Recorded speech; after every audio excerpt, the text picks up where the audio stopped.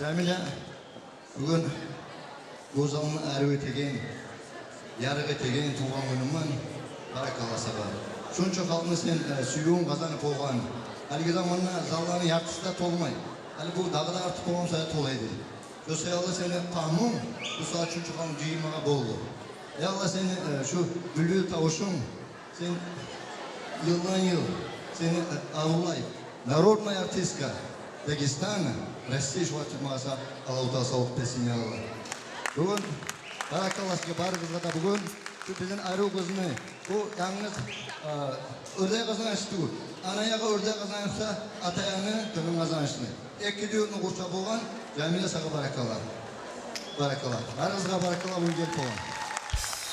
Hoş sağ olunuz. Allah razı olsun ya Allah.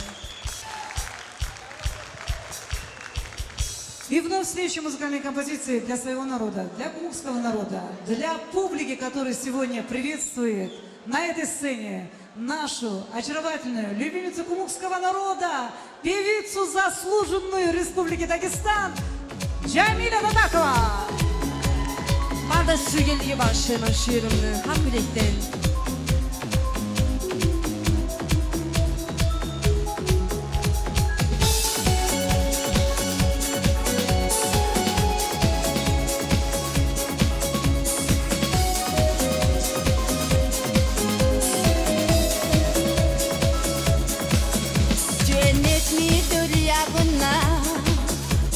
Gördüm seni bulan, sen mağa kara yedin, uymur gözlerin bulan, gözlerini gölgeli, aşıklıktan bu yeme, şu tuşlu görmek için yuklap durma, su yemen, geçiş Allah bergen, almasın yakıcısa, hürü kızlar minegen, cennetli bakıcısa, yaz başta yaylaygan, lap arı güleni, lap arı gülüm sen, ayağım sen beni, lap arı gülüm sen, ayağım sen beni, ayağım kaydasan, koydum mu unutup, ben seni izleymen, yolunu gözleymen,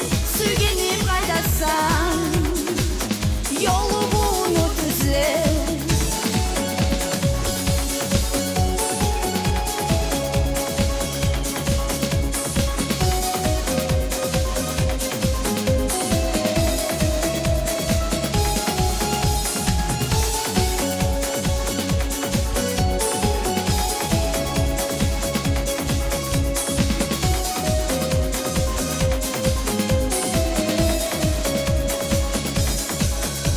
Cennette kuşlar gördüm, birbirine başvurar.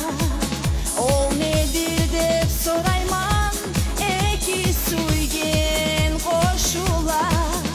Şu eki kuş bizedir, aşık sırlar çeçegen. Suyunu geleceğin, süt bulaktan içegen.